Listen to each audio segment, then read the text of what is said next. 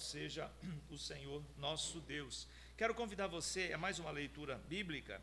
Nós leremos a leitura de hoje da nossa liturgia da semana. Está em Atos, capítulo 11. Vamos ler Atos dos Apóstolos, capítulo de número 11. E vamos ler do 17 até o 26. Pois, se Deus lhes concedeu o mesmo dom que a nós nos outorgou quando cremos no Senhor Jesus, quem era eu para que pudesse resistir a Deus?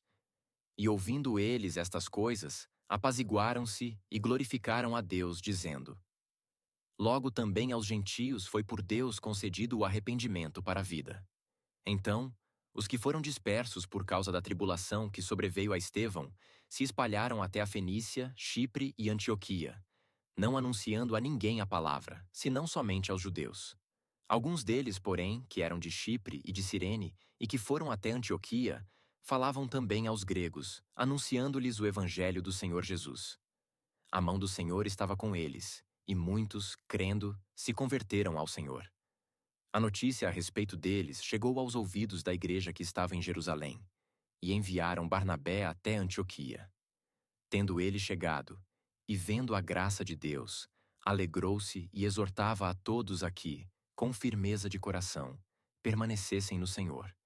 Porque era homem bom, cheio do Espírito Santo e de fé, e muita gente se uniu ao Senhor.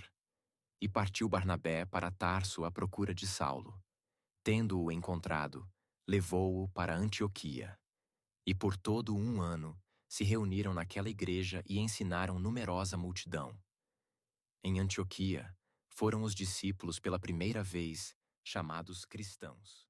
Em palavra de Deus para o nosso coração. Podeis assentar, meus irmãos. Nessa passagem de Atos dos Apóstolos, nós vemos aqui que Deus derrama a bênção da crença, do crer, da fé, também para aqueles que não eram judeus, mas aquilo que se chamavam de os gentios. Quem são os gentios? Somos nós, eu e você e todo um povo que não nasceu de linhagem judaica. Nós somos os gentios. Sobre nós Deus deu a graça também do arrependimento e da fé. Agora veja que interessante, no versículo 19 diz que houve uma grande perseguição por causa do que aconteceu a Estevão, e você muito bem deve saber a história, que Estevão foi apedrejado por conta do testemunho que dava de Jesus Cristo, e uma grande perseguição veio sobre quem? Sobre aqueles que se diziam seguidores de Jesus, e eles saíram então de Jerusalém, e eles iam pelo caminho, e olha o que fala, que eles foram para Fenícia, Chipre, Antioquia. Agora, olhe o que Lucas escreve: e eles não anunciavam a ninguém a palavra, eles não falavam de Jesus para ninguém, senão somente aos judeus. Veja que há um grande perigo em eu e você, apesar de nós cremos como igreja presbiteriana, nós cremos que Deus tem os seus eleitos, mas você sabe qual é a maravilha dessa doutrina? É que Deus não nos revela quem são os eleitos. Então nós cremos que existem eleitos de Deus que vão ser salvos, mas nós não sabemos quem eles são. Então, por conta disso, nós não devemos ter essa atitude aqui. Qual é a atitude? De não falarmos de Jesus. Nós precisamos anunciar a todas as pessoas que Jesus veio ao mundo, Ele é o Filho de Deus, Ele é Deus na Santíssima Trindade, Ele derramou o seu sangue, Ele morreu pelos pecados, e aquele que crê nessa mensagem será salvo. Nós precisamos anunciar isso a toda a gente, aos nossos filhos dentro de casa, ao nosso esposo e esposa dentro de casa, aos nossos irmãos mais próximos, aquelas pessoas que nós não conhecemos, mas que estão pela rua perambulando. Nós precisamos anunciar Jesus, porque essa é a missão que Jesus nos deu. Jesus falou assim quando subiu ao Pai: ide por todo mundo e pregai o Evangelho. Você sabe o que é o Evangelho? O Evangelho não é uma igreja, o Evangelho não é uma religião, o Evangelho não é um culto, o Evangelho não é um evento, o Evangelho é uma pessoa, e é a pessoa de Jesus Cristo. Nós precisamos anunciar Jesus. Eu e você temos que ter essa função, nós precisamos entender que essa é a nossa função como crentes, anunciarmos ao Senhor Jesus. Mas aqui a palavra de Deus também fala que alguns falaram a alguns gregos. A gente acabou de ler lá em Antioquia, quando esse povo que foi saindo por conta de uma perseguição chegou até uma cidade chamada Antioquia, eles anunciaram a alguns gregos, eles falaram para alguns gregos sobre Jesus. E qual foi a grande surpresa? Os gregos creram. Houve arrependimento, eles se arrependeram dos seus pecados, confessaram a Cristo como Senhor e Salvador de suas vidas. E aí, sabe o que aconteceu? Ficaram todos admirados. Como pode assim? Estes gregos crerem no Senhor? É porque a graça do Senhor alcança quem o Senhor quer. Não depende de mim. Então eu não tenho que ficar olhando se a pessoa é magra, se a pessoa é gorda, se a pessoa é alta, se a pessoa é baixa, se a pessoa é branquinho ou é moreninho. Eu não tenho que ver essas coisas. Eu tenho que anunciar a Jesus a todo ser humano. Preciso anunciar. Agora, quem vai tocar no coração da pessoa é o Espírito Santo. Eu não tenho como tocar no coração de ninguém, por mais bonitas que sejam as minhas palavras, mas o Espírito Santo, ele sim tem poder, e a palavra de Deus diz que o Espírito Santo convence o pecador do seu pecado, da justiça de Deus e do juízo de Deus que virá. E essa é a função do Espírito Santo, não é minha. Então a gente não pode querer trocar, trocar de função. Deixa o Espírito Santo fazer a parte dele, e eu e você fizemos a nossa. E qual é a nossa parte? Anunciar Jesus, até que ele venha. Amém? Amém. Louvado seja o nome do Senhor. Abra a palavra de Deus no profeta Jeremias, capítulo 10. Está na página 663 do Antigo Testamento. Jeremias, capítulo 10. Vamos ler a partir do versículo 3. Vamos acompanhando a leitura. O profeta Jeremias, porque nós vamos entrar em mais um aspecto do ser de Deus, mais um dos atributos do nosso Deus. Capítulo 10, a partir do versículo de número 3. Está na página 663 aí da Bíblia da Igreja. Antigo Testamento, profeta Jeremias. Também ele é conhecido como o profeta chorão. É isso aí, Jeremias, o profeta chorão. Mas poucos queriam estar na pele dele, hein? Vamos lá, todos acharam? Não. Capítulo 10, versículo 3 nos diz assim: porque os costumes dos povos são vaidade, pois cortam do bosque um madeiro, obra das mãos do artífice, com machado, com prata e ouro o enfeitam, com pregos e martelos o fixam, para que oscile. Os ídolos são como um espantalho em pepinal, e não podem falar. Necessitam de quem os leve, porquanto não podem andar. Não tem receio deles. Não tenhais receio deles, pois não podem fazer mal, e não está neles o fazer o bem. Quer dizer, se os ídolos não podem fazer o mal, eles também não podem fazer o bem. Versículo 6. Olha o contraste agora com o Deus bíblico. Ninguém há semelhante a ti, ó Senhor. Tu és grande, e grande é o poder do teu nome. Quem te não temeria a ti, ó Rei das nações? Por isso é a ti devido, porquanto entre todos os sábios das nações e em todo o seu reino, ninguém há semelhante a ti. Mas eles todos se tornaram estúpidos e loucos. Seu ensino é vão e morto como um pedaço de madeira. Quer dizer, e aqui o profeta Jeremias, ele vai fazendo uma comparação entre o Deus que nós cremos, o Deus bíblico, o Deus das Sagradas Escrituras, que é o Deus criador, o Deus poderoso que nós cremos, e os deuses feitos por mãos humanas. E hoje, nos nossos dias, existem outros deuses, outros tipos de deuses. Muitas pessoas não acreditam mais em que uma estátua, feita de madeira é um deus, mas muitos creem em outros tipos de deus e outros ídolos que roubam o coração de muita gente. Quando a gente fala em ídolo na Bíblia, o que isso quer dizer não são apenas peças de madeira ou peças de pedra, mas são tudo aquilo que rouba o lugar de Deus no coração, no nosso coração, no coração do povo que deve adorar somente a Deus e o Deus de verdade. E Deus é espírito, e o que Jesus ensinou? Que devemos adorar Ele em espírito e em verdade. É assim que nós devemos adorar o nosso Deus. Então, tudo aquilo que rouba o coração, rouba no nosso coração o lugar de Deus, ele é um ídolo. Somente Deus devemos o louvor. E este Deus bíblico, aqui no versículo 6, ele diz assim que ninguém há semelhante a ti. Ninguém há semelhante a ti. Hoje o que nós vamos ver nas Sagradas Escrituras e na lição do dia de hoje é um dos aspectos deste Deus que nós cremos, do Deus bíblico. E nós vamos falar hoje sobre a soberania de Deus. E essa doutrina da soberania, ela é muito cara à nossa igreja, a Igreja Presbiteriana do Brasil, pois nós cremos que em tudo Deus é soberano. Em tudo Deus é soberano. Nós cremos que não cai uma folha de uma árvore sem que Deus diga caia. É isso mesmo, nós cremos nisso. Nós cremos que todas as ações só podem ser executadas porque Deus assim deseja, permite que as coisas aconteçam. A ideia de Deus normalmente está associada à ideia de poder absoluto. Então, quando a gente pensa em Deus ou num tipo de divindade, a gente pensa nesse poder absoluto. A razão para isso é muito simples. Se Deus não fosse onipotente, ele não seria Deus. Se Deus não pudesse, não tivesse o poder absoluto na sua mão, ele não era Deus. É simples de resolver essa questão.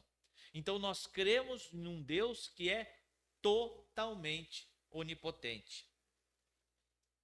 No entanto, a doutrina da onipotência de Deus sempre sofreu ataques. Quer dizer, ao longo da história da igreja, muitas foram as pessoas que tentaram ir contra essa doutrina e levantar argumentos contra isso que os crentes, os cristãos, criam.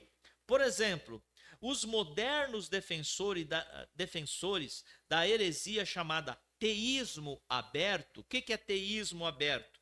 Teísmo aberto é uma filosofia herética que está em muitas igrejas por aí. E ela diz o seguinte, ela diz que Deus até criou todas as coisas, mas que Deus criou, virou as costas e foi embora e deixou o mundo aí, e por isso que o mundo está desse jeito. Então, os teístas abertos, eles acreditam que Deus é como se ele tivesse pego um relógio, dado corda no mundo, dado corda no mundo e soltado o mundo ao seu próprio léu e abandonado o mundo, deixado o mundo aí como está. Nós não cremos isso. Nós cremos que Deus, ele tem nas suas mãos o controle de tudo o que há. O que fala lá em Isaías? Em Isaías, quando ele teve a visão da glória de Deus, diz assim lá em Isaías 1, no ano da morte do rei Uzias, eu vi o Senhor. E ele estava onde? Assentado no alto e sublime trono. Quer dizer, Deus nunca deixou o trono. Apesar do que acontece aqui, apesar dos reis morrerem, apesar da confusão que existe aqui nessa terra, Deus nunca deixou a soberania do universo. Deus está sentado no trono. Então, os teístas abertos, eles alegam que Deus é muito poderoso, mas ele não é onipotente. Eles pensam assim, nós não pensamos isso. Nós cremos, nós acreditamos que nas mãos de Deus está todo o poder e ele é onipotente. Outro exemplo é a tentativa filosófica de alegar que não é possível a existência de um ser onipotente. Então, muitas pessoas da antiguidade e vários filósofos falavam: é impossível existir um ser tão poderoso assim. Não pode existir um ser assim tão poderoso. Essa tentativa se expressa por meio de perguntas. Eles começaram a levantar questionamentos. Contra quem? Contra os cristãos. Eles chegavam até os cristãos com vários questionamentos. E um deles, eles falavam assim: se Deus pode fazer tudo o que quiser, será que ele pode fazer uma pedra tão grande, tão pesada, que nem ele mesmo consiga carregar? Ué, se Deus é tão poderoso e pode todas as coisas, será que ele não pode fazer uma pedra tão grande, mas tão grande que nem ele pode levantar? Então os filósofos traziam esse tipo de pergunta para tentar embaralhar a crença dos crentes, dos cristãos. Tentar trazer confusão à mente dos cristãos. Mas claro que isso nem requer uma resposta, porque é coisa sem cabimento algum, não é? Nós cremos na soberania de Deus, no poder absoluto que há em Deus. A Bíblia também fala sobre a autoridade da soberania de Deus. Deus tem autoridade sobre todas as criaturas porque ele é criador de todas as coisas e reina sobre elas. E aí eu quero convidar você a nós fazermos aí um tour pelas Sagradas Escrituras, e se você for rápido, você vai encontrar Josué capítulo 3. Mas eu vou pedir para mais alguém ir lá para Salmos 24, outro irmão vai para Salmo 83 e mais um vai para Zacarias 6. Então, Josué 3, Salmo 24, Salmo 83, Zacarias 6. Vamos ler esses versículos bíblicos e aí eu pergunto, quem achou Josué 3? Não, Josué. Quem achou Josué 3? Tá, 3. Você vai ler aí o 11 e o 13, do 11 ao 13. Josué 3, 11 e 13. Vamos prestar atenção aí nessa leitura. Eis que a arca da aliança do Senhor de toda a terra passa o Jordão diante de vós. Tomai, pois, agora 12 homens das tribos de Israel, um de cada tribo. Porque há de acontecer que, assim que as plantas dos pés dos sacerdotes que levam a arca do Senhor, o Senhor de toda a terra, pousem nas águas do Jordão, serão elas cortadas, a saber, as que vêm de cima, e se amontoarão. Até aí, veja o que o relato bíblico está nos falando. Ele está falando sobre a abertura do Rio Jordão. Uma coisa que já tinha acontecido num passado recente com aquela experiência dos israelitas lá no Egito. Quando eles estavam no Egito, o que aconteceu com o mar?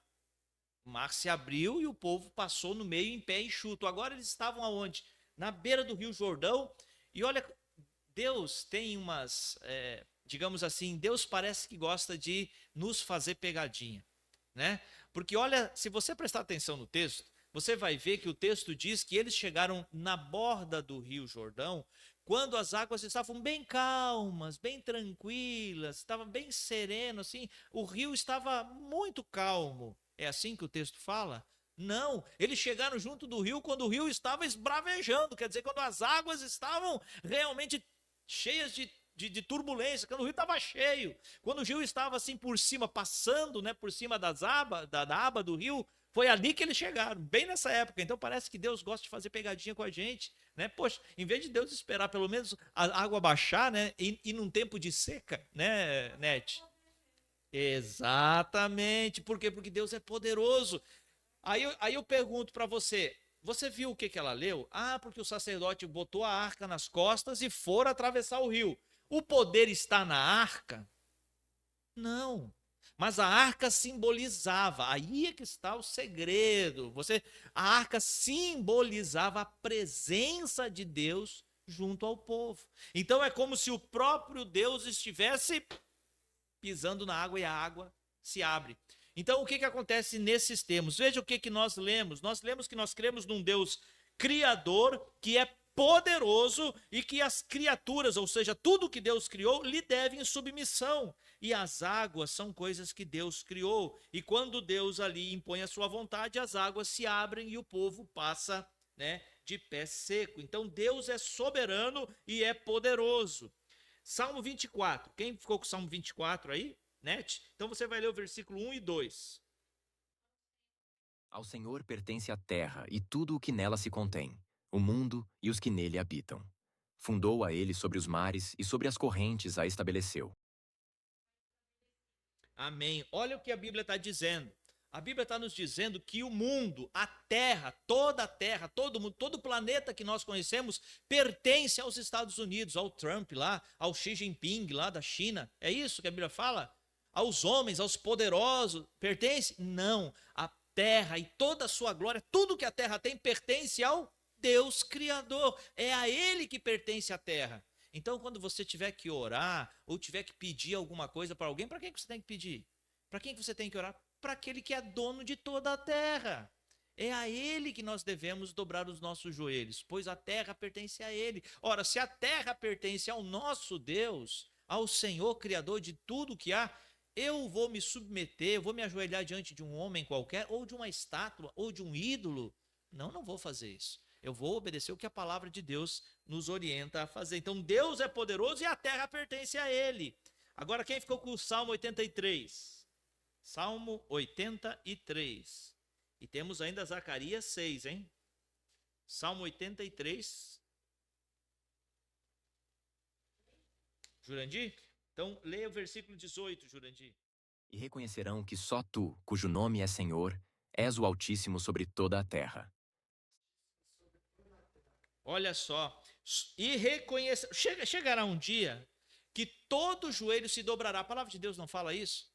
Chegará um dia em que todo joelho se dobrará diante da glória, do poder de Deus. E ele acabou de ler isso. Eles reconhecerão que o Senhor é todo-poderoso. Talvez hoje, nos dias de hoje, muita gente não reconheça que Deus é poderoso. E Deus é tão misericordioso, Deus é tão bondoso, que Deus deixa essa gente por aí. Deus deixa com que as pessoas, inclusive, zombem do seu nome, por misericórdia. Deus deixa. Mas lá em Romanos, lá no capítulo 2 de Romanos, diz que Deus também faz a sua vingança. E qual é a vingança de Deus? A vingança de Deus é não se revelar a essas pessoas. A gente orou há poucos instantes atrás, que quem convence o pecador? Sou eu? É a Josina. A Josina convence o pecador, não, Josina. Não há poder em você para convencer ninguém. Quem convence o pecador do pecado? O Espírito Santo de Deus. E qual é a vingança de Deus com aqueles que zombam do nome dele? É não se mostrar, é não fazer com que o coração do orgulhoso, do soberbo, se arrependa. E se não houver arrependimento, não há salvação. Não há encontro com Deus. Então essas pessoas zombadoras, caluniadoras de Deus, que gostam de falar de Deus mal, né, do Senhor, o próprio Deus deixa eles, entrega, a palavra de Deus diz que Deus entrega eles aos desejos dos seus próprios corações. Né? E o que a palavra de Deus fala do coração humano? O coração humano é corrupto. O coração humano é corrupto. Então você imagina se para esse tipo de gente vai ter salvação, vai ter alguma chance? Não vai ter. Então a vingança do próprio Deus é não se revelar a esse tipo de gente. Vamos lá, Zacarias 6. Quem está com Zacarias aí aberto em Zacarias 6? Zacarias 6, a partir do versículo 5. Vamos ver mais um texto que nos fala sobre a soberania, poder de Deus. Deus é poderoso, Deus é soberano, Deus é absoluto. Respondeu-me o anjo: são os 4 ventos do céu, que saem de onde estavam perante o Senhor de toda a terra. O Senhor de toda a terra. Mais um texto bíblico que afirma que Deus é o Senhor de toda a terra. Nenhum outro ser merece a nossa submissão. Nem ser humano, nem ser angelical, ou nenhum outro tipo de ser qualquer merece a nossa submissão, a nossa confiança, a nossa obediência e o nosso coração devotado. Tudo que somos e tudo que temos é do Senhor. Tudo que somos, tudo que temos é do Senhor. Por ser Ele o dono de tudo, Deus tem autoridade para usar o que quiser, como quiser, da forma que quiser. Se você for rápido aí na palavra, você vai encontrar Daniel 4, para nós lermos também um versículo de Daniel 4, 35. Vamos ver quem acha aí. Escola Bíblica Dominical.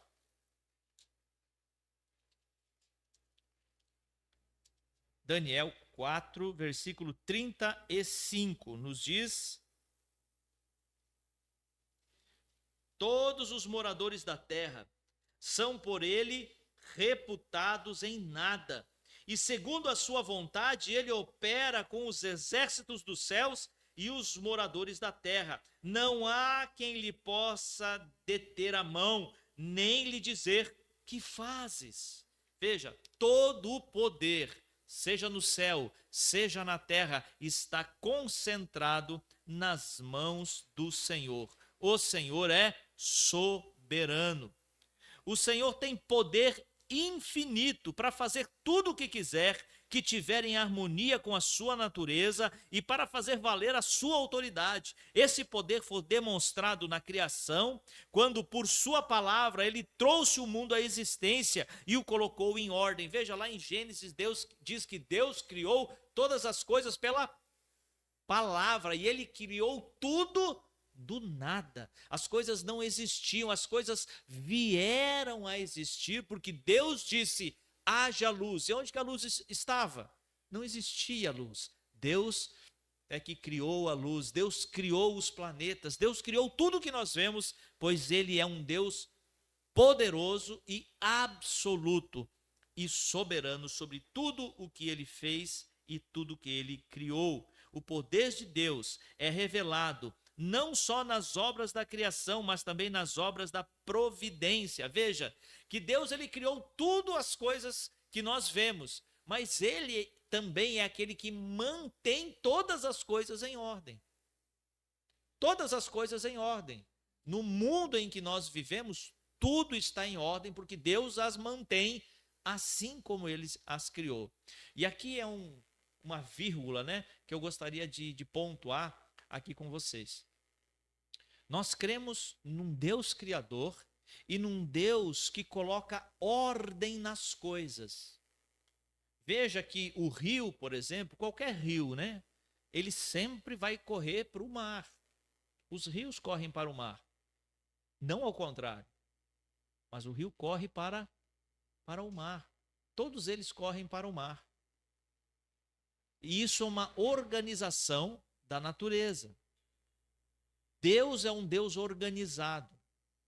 Então, meus irmãos, se nós somos pessoas desorganizadas, tendo um Deus organizado, a gente não está um pouco diferente ou fazendo coisas que não condizem com a nossa própria crença? Nós precisamos organizar a nossa vida. Por quê? Porque Deus é um Deus de organização. Então, aqueles que levam uma vida em desordem estão vivendo não à luz do que a própria Escritura fala, mas estão vivendo contra aquilo que defendem crer. Então, eu preciso, por crer num Deus que cria, num Deus que dá providência, e num Deus organizado, eu preciso que a minha vida também seja uma vida organizada, na medida do possível, na medida da revelação que você vem recebendo, na medida da luz que você vem recebendo das Sagradas Escrituras. Organize sua vida, organize a sua casa, organize as bagunças que você tem. Por quê? Porque Deus é um Deus de organização e você crê nesse Deus. Então, bagunça, caos, não é coisa de Deus. Não é coisa de Deus. Deus é um Deus organizado. E que você possa ter isso também na sua vida. O Deus da Bíblia é Senhor do universo, o Deus todo-poderoso, que pode fazer tudo o que está em harmonia com a sua natureza divina. Assim ele criou o universo simplesmente pela palavra e sustenta todas as coisas segundo a sua vontade, que é soberana. No entanto, sendo Deus, ele não pode mentir, não pode pecar, não pode negar a si mesmo, não pode deixar de ser Deus, como a própria Bíblia assim ensina. Porém, em vez de significar fraqueza ou rachadura na sua onipotência, essas coisas que Deus não pode fazer apenas exaltam sua glória e santidade divina. Então, coisas que Deus não pode fazer porque vai contra Ele mesmo e a sua natureza. Deus não pode pecar, Deus não pode mentir, Deus não pode negar a si mesmo ou ir contra a sua própria natureza. E uma coisa interessante que a gente sabe de Deus: Deus é amor. Não é isso que a palavra de Deus diz? Deus é amor. Deus é justiça. Deus é santidade. Então, todos esses atributos de Deus que a gente já viu, e aqui a gente vê também que Deus é soberano e poderoso, Deus não pode ir contra isso, porque é negar o que ele mesmo é. Então Deus não vai contra ele mesmo. Oi? Sim, está escrito isso. Mas também, só que o que a gente tem que ver? Primeiro, um contexto onde isso se aplica, é o contexto bíblico. Agora, uma outra coisa que a gente já estudou aqui, a gente já passou por isso, assim, meio que de relance, né? É que Deus, ele é justo, ele aplica a justiça, mas Deus também é misericordioso. Então, toda a justiça de Deus, toda a ira de Deus, ela é recheada de misericórdia. Então, por isso que Deus não vem como fogo consumidor sobre a terra nos dias de hoje. Porque o que nós merecemos? Se você parar para olhar a humanidade como está hoje, a humanidade merece realmente que o fogo de Deus venha sobre a humanidade. Porque, olha, está acontecendo coisa por aí que, né, a gente não dá para acreditar que são seres humanos que estão sobre a terra. Mas Deus é um Deus misericordioso. Outra coisa que a gente viu sobre os atributos de Deus, que Deus é paciente e longânimo. E Deus vai deixando, o Jurandir tocou nisso no domingo, até que a taça da ira de Deus transborde. Vai chegar um dia em que a ira de Deus virá sim. Por isso que nós cremos também no julgamento eterno. Né? Nós cremos que chegará um dia em que o julgamento virá sobre esse mundo e sobre as pessoas que estão por aí cometendo coisas terríveis contra a santidade de Deus. Deus virá certamente. Deus é soberano, Deus é poderoso, Deus é Deus. Amém? Que você possa levar essa palavra e essas instruções bíblicas para o seu coração, fortalecendo a imagem que você tem de Deus na sua vida, para fortalecer a sua fé. Vamos orar? Santíssimo Deus, te damos graças, ó Pai, por mais um dia que podemos olhar para a tua pessoa, para os teus atributos, e nós glorificamos o teu santo nome, Pai, porque a tua palavra nos revela quem o Senhor é.